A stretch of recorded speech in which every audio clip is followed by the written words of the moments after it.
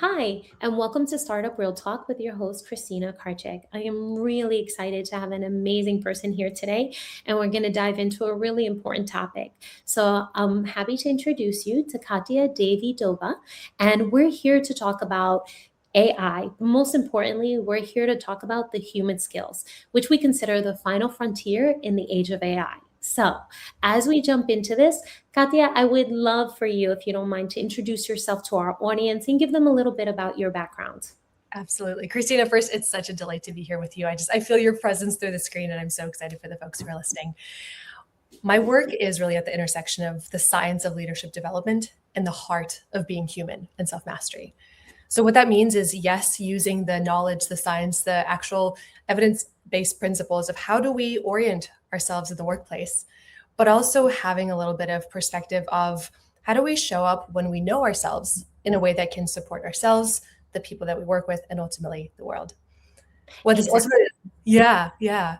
This is such a skill that's needed. And from my perspective, I feel it's going to be even needed more so as we go further and further into AI. And, when I'm talking to people about AI, I always want to reinforce it's an enabler, not a replacement. And one of the areas that AI should not touch is exactly what you're doing, because I think it's going to miss out on some of the nuances that are critical in human just interaction, conversation, and understanding, right? So it can give you and I see a lot of these tools and they can be resourceful and give you some key highlights.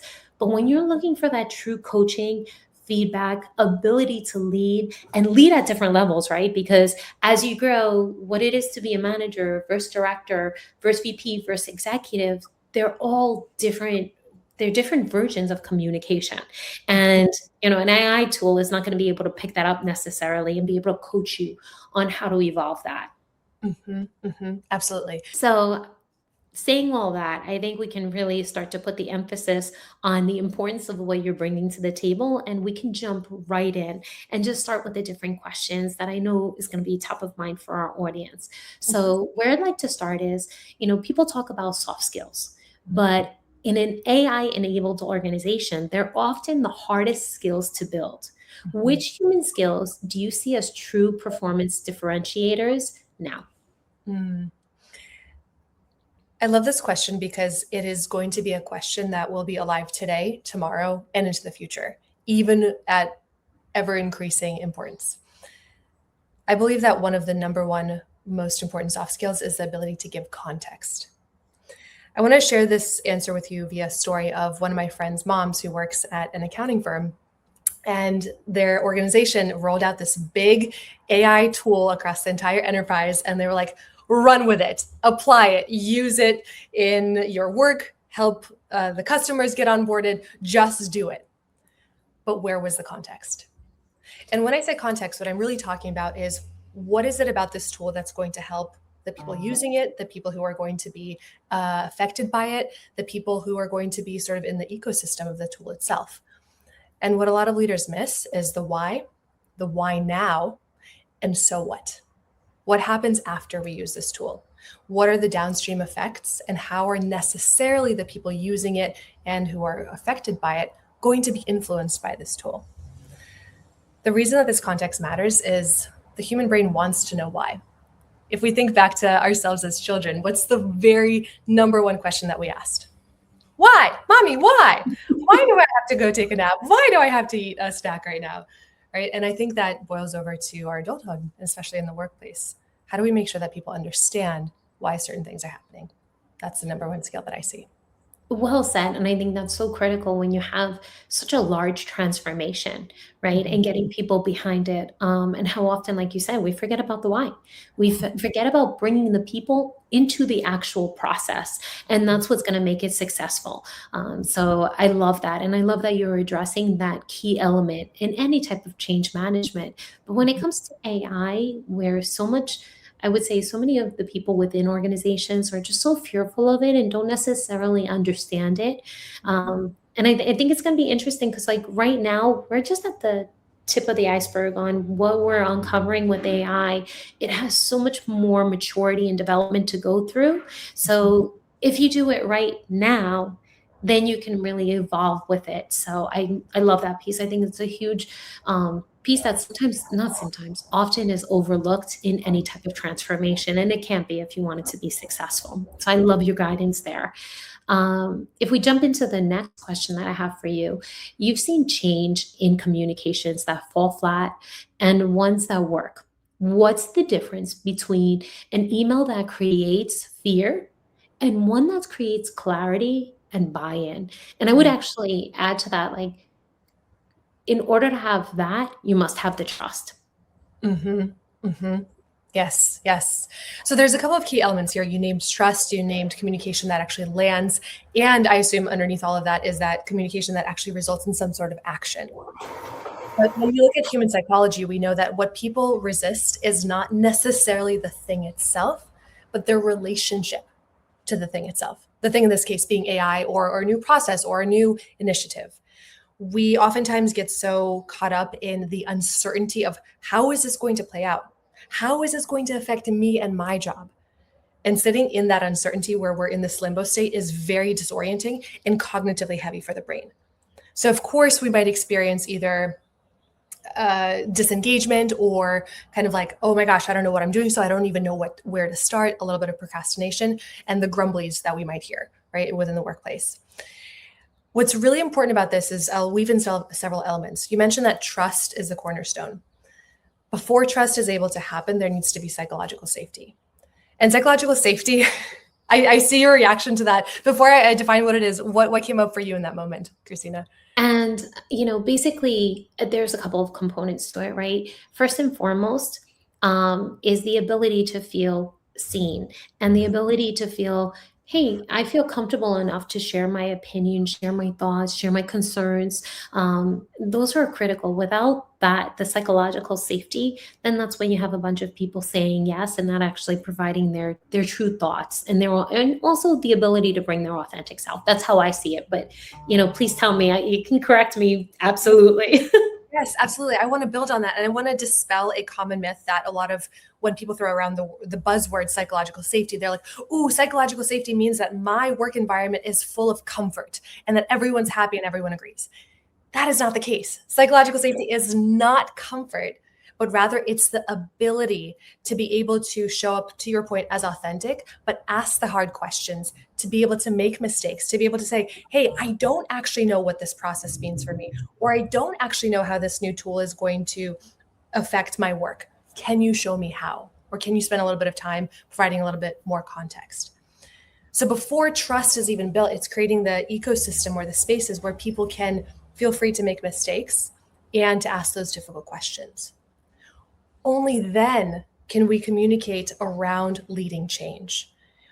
There is a famous model that Kurt Lewin, who's a workplace psychologist from the 1950s, posits, and his 3-step model of change is unfreeze, change, refreeze. You kind of get people softened up to the idea of change, you install the change, and then you solidify it. That works as an overall framework, but I think there's a little bit more of a psychological element to change where we need to be able to really address who it is that is receiving this change. What are their pain points? What do they care about? What are they anxious about? And being able to perhaps go on listening tours, perhaps, do surveys, interviews, conversations, one-on-one conversations with your manager, with your direct reports, to be able to surface all of those things in order to inform, hey, y'all, there might be some resistance to this change. This is what we're hearing. And this is what's in it for you, truly, not performatively, if you adopt this new program or this new initiative. Yeah, absolutely. And I love that you did bring it back to that psychological safety, because one of the things that I like to really, not necessarily in this context, but in general, when building culture, it goes back to exactly what you say. If you don't have psychological safety, you can't challenge. And challenge is a critical element of innovation and agility, right? Because the truth of the matter is not one person has the answer. And we all have our blind spots, right? Because we all have our paradigms that we work with. And, for those, if they're like paradigm, the experiences that shape how we see the world. And without those challenges, you really don't end up building something that can be as amazing as it can be, right? And you miss elements. You might miss elements in, people who have lived different experiences, and that might be your client, like your client base, right? So it's always so critical. I love that you brought it back to that. And then also reframing it, like, what is most important to them? It's not about you. It's not about what you believe the overall, audience is assuming to be most important. It's diving a little deeper. And you mentioning, utilizing surveys, utilizing different resources that really can get you to that point where you can resonate with them. Right. That, I think that's the most important thing. And if they hear and feel like, okay, this person understands me, now you start to move the needle. But otherwise, if it's just the same old, then it's that it just comes in and out, and it really doesn't stay. And I think another really key element of it when we're talking about the human part of AI and communications is also thinking about the persona. And this is where I would say you could add the AI layer, right? Because, like, I'll give you myself for an example. I am fast, high level. I typically won't go all the way deep, right? But say, for example, if you're working with an engineer, now this goes very different, right? Because if I turn around to someone and they happen to be an engineering persona, and I just say, "Hey, this is the change. We're moving forward, blah blah blah," I will get no buy-in. I will just upset that audience because they learn and process information differently. Now, I brought in the AI component, and like you and I have been talking about, like the importance of enabling that communication, because now you can utilize the AI tool to say, okay, this is how I'm going to communicate. How do I reframe it for this type of persona? What is important to this persona? And you can even get as specific, and I actually recommend you do. Okay, we are a Series B tech company. It could be fintech, health tech.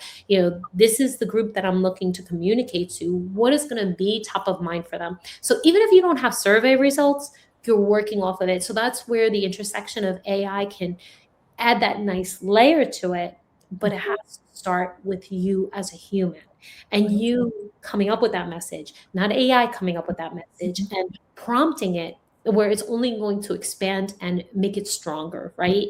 So, please feel free to give me any feedback and also say, like, I disagree. Yeah, absolutely. I really heard you say use the power of AI to tailor the message to different audiences based on what we may know about them, right? Through surveys, conversations, et cetera, and from what the archetypes of the different engineer versus salesperson versus anything else, any other archetype in the company might be.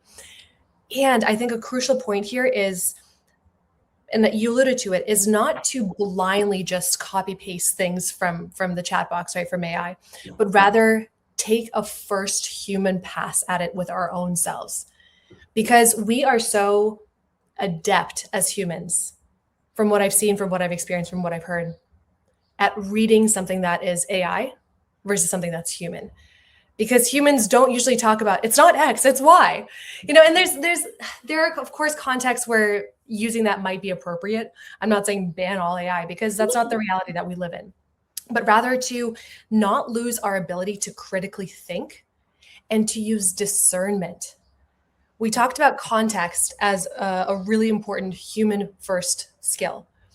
Discernment is, I think, the other one. When, Smart pull out. yes. When people are in the midst of change, it can be really difficult to resort or default to something that thinks for us. And I put thinks for us in major quotes because AI doesn't really think. It synthesizes, it's a very high level of artificial intelligence, hence AI, but it's not human intelligence. And I so strongly believe that the word resonance that you said, you and I right now are resonating on this, specific wavelength as two humans who deeply care about people and who deeply care about technology, because we're in this in-person environment right now across the screens, right? It's a different feeling when you're talking with a machine. It may parrot back what you want to hear. That's being sycophantic. But I think there's something to be said about the 360, the holistic image of I see you, I see your body language, I see when you blink, I see when you kind of look towards the side, or maybe when you make a micro expression. That's a human skill, not yet a machine skill. Although machines are getting pretty close, but I still believe that we sense, we feel, right? It's a felt sense of a person to person versus person to machine. What's your take on that? Yeah, you're 100% right. And, I wasn't even thinking about that. But like you said, the subtle signs that we often pick up on.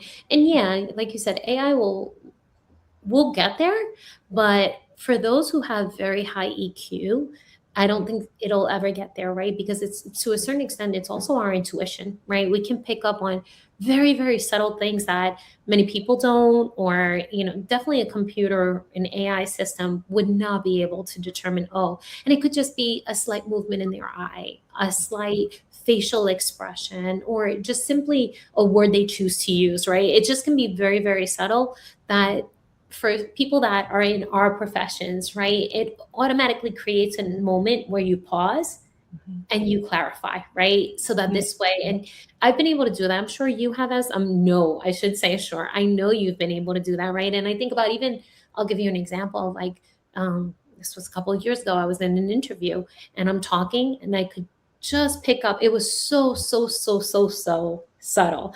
And I picked up and I was like, I'm losing you. And they were like, oh, you could see that? Yeah, you are. Like, and Wow. this is, and if I didn't take the time to notice that, like, that, everything would have changed in that trajectory, and it did, but it changed in a positive way. Because you So, call. yeah, Uh-huh. Wow. not And so later. what happened? What do they respond with? And then they were great. Like, the conversation got re-engaged because they gave me clarity and was like, "Yeah, no, we don't have to go that way, but let's go deeper into this." And it was just, I cannot express how subtle it was, that normally somebody wouldn't even have noticed it. And it was just like, oh, when you're doing this for so long, you can pick up on those body cues. And I was like, I know something's wrong. I'm gonna call it out. Let's go. Yes. Yes. And this makes me think of a future where machines would be able to read those little micro expressions, because it's a change in physiology. It's a change in the way that our eyes are moving. It's a change in maybe our heart rate or our breathing. And all of those are parts. I believe, in Gestalt psychology, the whole is greater than the sum of its parts. And Yes. so, what it sounds like you were doing is you were picking up on the whole, the entire ecosystem of that person, their environment, and your relationship to that environment and to that person. You know what? You just keyed in on that, right? Because when I picked up on it, and that's why I say I think it would be very difficult for AI, because it wasn't anything specific, if that makes any type of sense. I could just tell that they kind of, it was going over them, but it's not like they changed their eyes changed. It's not that their facial expression changed. But I could just feel there wasn't that connection, if that makes Yes. any type of sense. And I don't know if AI would be able to pick up on that, because it was more intuitive Uh-huh. based upon what I would have expected them to say, and so I don't know. But going back to what you said, I completely agree with you. And I think this is a critical element of it. And we'll see whether or not how far AI gets with that. Kristina, writing off of that, I do wonder, and I do want to ask the question of, are we wrong? Or can we be proven wrong? Because right now we sit at this very, you and I and people who also care about the Yeah. human aspect versus just AI only, we sit at this potentially precarious intersection of saying that human skills are always going to win out 100% of the time, now and in the future.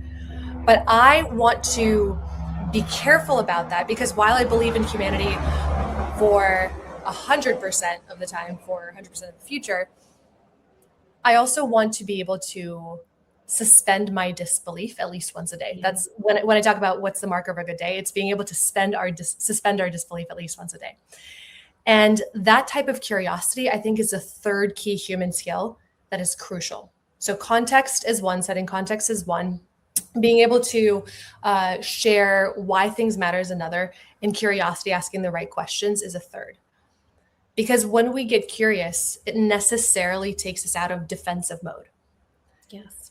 When I say defensive mode, I wonder if you've experienced this or talked to folks who experience this. There might be, behind all the resistance to AI, there might be the deeper existential question, which is where I love to spend my time. The deeper existential question of, like, am I going to be valued? Am I going to be needed in this job, in this world, given what I know now and given the skills that I have now? And that's a really heavy question to sit with. It is. It Mhm. is. And I love this because it really challenges us, right? And it's funny because I just had this conversation with my interns literally like yesterday. And I was explaining the art of communication, right? And how important it is to know the context of the business, like, what are the norms within that particular business, but then also understanding the personalities, right? And that only comes through deep communication and so forth. And by doing that, you can anticipate where the trigger words will come up. Mm. And when you formulate your conversations and you're trying to make sure that what you're saying is being heard, you do have to come into it very, very much prepared. And first and foremost, make sure that how you frame the context of it is not going to put them automatically in a defense. Because as you're saying, like if you automatically hear something that you feel for whatever reason you feel like you feel as if you're being judged, or you feel like somebody's telling you you're doing something wrong or you could be doing it better, right? You're going to automatically jump into defensive mode. You stop listening. You truly listen to defend, right? And so in any type of business element and you're working as a partner and you want to influence, you have to be mindful of all those things. And I don't know whether or not. So going back to your question, I don't know if AI will be able to do that because that comes from interpersonal relationships, interpersonal conversations, right? And simply knowing certain things. And AI might be able to pick up on industry nuances, but not necessarily that person, right? And knowing what's going to trigger them. And it could be the slightest word, but if you trigger that person, they go from active listening to that's it. They're only going to hear what they want and they feel that they have to defend. So now, whatever door was open for collaboration is now closed. Yeah. And so that's what becomes so critical in communication. And that I honestly think is going to be where it's really hard for AI to come into play, unless it gets to a point where like we're wearing something that, AI can visually see who they're talking to, and it's a constant, like they're in every conversation. Yeah, then that might change. But again, I think as humans, it goes back to how do we want to work with AI? Because Mhm. if we start utilizing that for AI, like what type of fulfilling life are we going to have? Mhm. Right? Like what is our purpose? What are we here for? And I think that's the most critical element of it. Like, yes, we always want to use technology to move us forward, but do we want to replace us? Right. Right. Exactly. It really boils down to something that I wrote about this morning, which is the notion of congruence or coherence, where people who are really congruent and coherent to themselves have a really strong alignment between what they say, what they do, and their internal values. And I think that the influence of AI or it coming into our collective experience of being humans in the world in 2026 and beyond, yes, that's a pretty major shakeup. But that doesn't mean that we have to integrate away from ourselves, disintegrate the values that we once held. And that's something that I spent a lot of time thinking about, and also inviting the folks that I work with to think about is what is it that matters most to you, even despite this new AI technology coming into your life? Do you still care about your relationships? Awesome, invest in them. Do you still care about making some small or huge difference in the world? Awesome, invest in that. That doesn't mean stop caring about those things because there's a new shiny toy, even though it has so many far-reaching benefits. Like, there's so many scientific breakthroughs with the AI technology. But it goes back to what do you find matters most to you? And how can you see reality for what it is versus what you want it to be? That's another big one. Absolutely. That's where that resistance to change comes in. I love that. And I think actually that goes well with what I wanted to ask you next. And you didn't say this right now, but you did say it previous in the previous question, and then we digressed in a good way. But you said influence starts with hearing people's pain points and desires. Mhm. What does that look like in practice? Beyond my door is always open. Yeah. Yeah. It's such a beautiful question where a lot of times leaders assume that just because they allow access, that it inevitably means that other people will take it or walk through that metaphorical or physical door. What's really important here is intentionality. It's doing the hard work. And I don't want to shy away from the fact that it is hard work because it's not the frictionless path.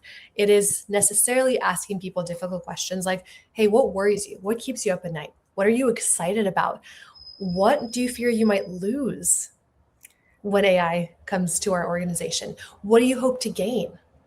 All of these sort of balanced questions that allow us to understand the internal motivations and the internal landscape of our employees, of our peers, of the folks that we surround ourselves with. Because when we do that, when we take the difficult work of asking those questions, we might surface things that we hadn't thought of or that we necessarily can't know until we ask that question.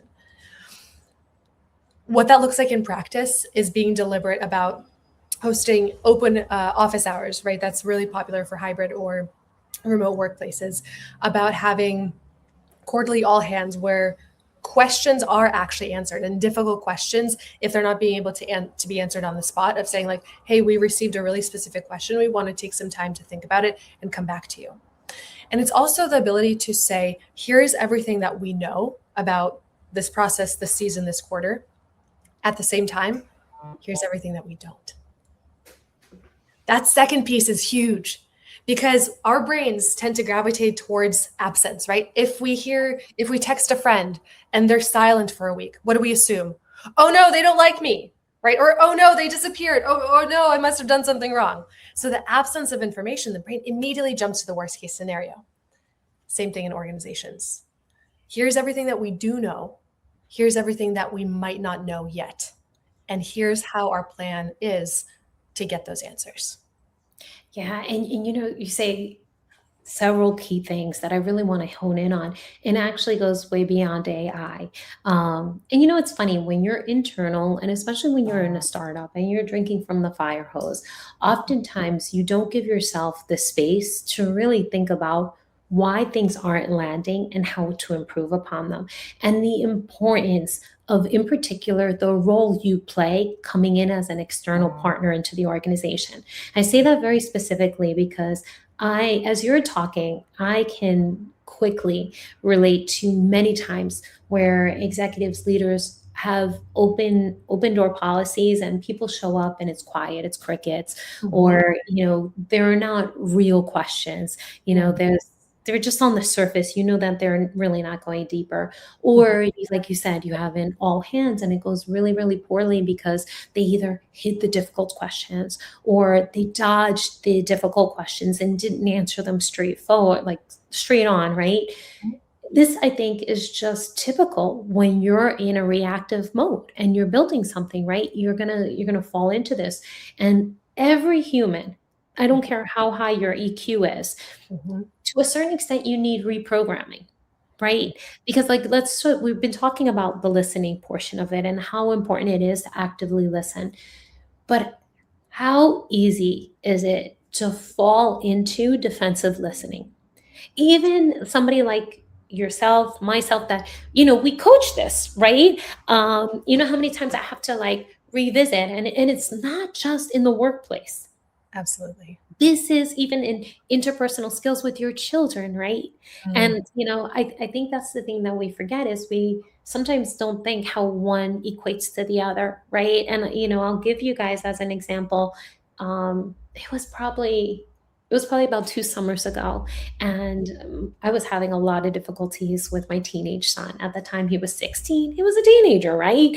And he just wasn't doing what he was supposed to be doing. Like, I just want to pull my hair out of my head. He was driving me insane. And he did something. I can't even remember what he did. And it invoked a very upsetting response, right? I was ready to lose it. And I could see him. He just started to shut down. As he started to shut down, I was getting more and more angry, right? So he was just caving in, and I'm looking to see if I was a soda can. The bubbles kept forming, right? Yes. And I literally, thank God, my practice came into focus, and I was like, oh my God, Christina, shut up. remove the face. And I literally, it happened in slow motion because it was like this very angry face. I can't even pretend, but my family knows my angry face. And it was like, soften up, soften the face, and go in with curiosity. Yeah. Exactly as you said, go in with the clarifying questions. Mhm. And by doing so, we got to the root cause. But the root cause wasn't anything I thought it was. It Really? was something completely different, right? And that's the same thing when you're talking about leaders creating this space. Are you willing to shut up? Are you willing? And that sounds so harsh, right? But it's true. Like you're a leader and you're like, I'm smart and I got things to say. That's great. Yes. You need Yes. to shut up and you need to listen. Sometimes people are not looking for answers. They're looking for you to pull out what they already know, right? So I think, and I went off on a little tangent, but it was really to bring it back and really hone in on what you were saying that becomes so critical is just, being able to be in those conversations. In this particular instance, it's about AI, being able to provide the why, being able to clarify and ask questions as people are confused to make sure that they truly understand what's happening, how it impacts them, how it's going to lead them forward. And at the end of the day, it's something that we all can learn from. So I think if an executive's listening right now and you're having open door, all hands, and you're not being your true authentic self and you're not preparing yourself to answer the hard questions, you're missing it. And it's going to have ripple effect throughout your organization. And I'll say this and then I'll end it. I know a lot of people will say, well, I can't think on the fly. I need time to think. I'm like that. But I always tell leaders, at the end of the day, I always think back at that commercial where there was that red button. I think it was Target. No, it was Staples. Staples. Right? Yeah. And I tell leaders, pretend that says pause. And again, this is, a differentiator between us and AI. We can pause and we can give ourselves space as humans, as leaders, to be mindful and thoughtful in our response, and people will appreciate that. So again, just reiterating everything you said, it's all so critical. And then again, comparing it to AI, like these are the soft skills that every leader needs. And hence bringing it back to you, why organizations need you. And I'll say this, and this is the last thing I'll say is, some people will say, well, we can have that internal. And I would actually challenge that because going back to what you said, psychological safety, they know they have to be performative to some extent. Having somebody come out from external, they can drop their guard, right? And they can actually listen to what you're saying and be present in that moment to actually hear those words and change the behavior. So I know I said a lot. Yeah. No, you summed it up beautifully. And the thing that really stuck out to me was a quote by Viktor Frankl in Man's Search for Meaning, where I believe it's attributed to him, where the goal is to create a little bit of space between stimulus and response, not just immediate reaction, which our speed-obsessed world enables and rewards. So I know and recognize how difficult it is not to just immediately lash out or immediately have some beautiful answer on the outside without any actual meaning on the inside. But it's to say, yep, that's a question that we've been sitting with. That's a question that we don't have an immediate answer to. We are going to, within the week, follow up, do our research, talk to more people at the organization, and come back to you with that. That sounds a lot more honest, and people resonate more with honesty than they do with performance. 100%. You couldn't have said it better. That was a great way to sum up exactly what we were talking about. Yes. And I've really enjoyed this conversation and I've enjoyed your perspective on all of this. So I hate the fact that we're coming to a close on this, but I do want to end with one more question. If you could give every founder or functional leader listening 3 human-centered practices to start with this month, what would they be? Love this question because it's very actionable and precise. So the first practice is to begin every major change conversation, whether it's with an internal team leader or even with your family around things that are going on, to ask them the questions of what do we know, what do we not know, and what are we still learning? Because that learning provides the continuation to say, we don't know yet, Here's where we're going next. Tip number 2, behavior number 2, is to default into pushing that red pause button and asking at least one question before diving into an answer.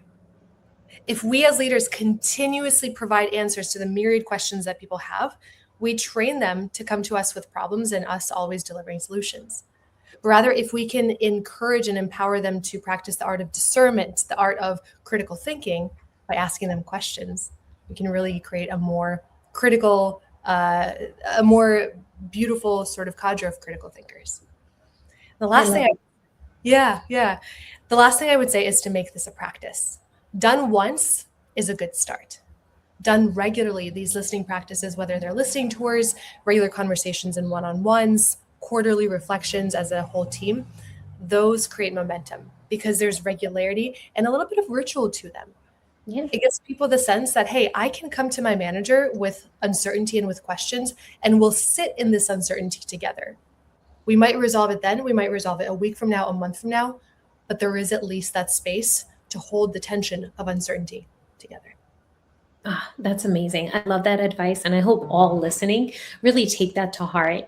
And before we close this session, you've given such amazing guidance and advice in this. And I really encourage organizations to bring individuals and professionals like yourself, but specifically you, into their organizations. So if you don't mind, what can you share with us? Like, where's the best place for our audience to be able to reach out to you for additional questions and, to seek professional services as well? Yeah, absolutely. The best way to reach me is via email. It's just simply Katya@KatyaDavydova.com, first.lastname.com. And there's a website called KatyaDavydova.com. Again, very easy to remember. But I have a lot of links on Linktree. It's Linktree/effervescentyou, because my goal is to create effervescence in every single human on the planet. So Linktree/effervescentyou, and those will also be in the show notes. I'm also very active on LinkedIn. So if you're a LinkedIn fan, feel free to find me on there too. I love it. Thank you so much. And as always, we want to thank Karcic Partners for being our sponsors. They are the capital protectors. And if you're interested in learning more about them, please reach out to me. I am the only Kristina Karcic with a K. So thank you again for your time today. Absolutely, Kristina. It's such a joy to be here. And thank you all for listening.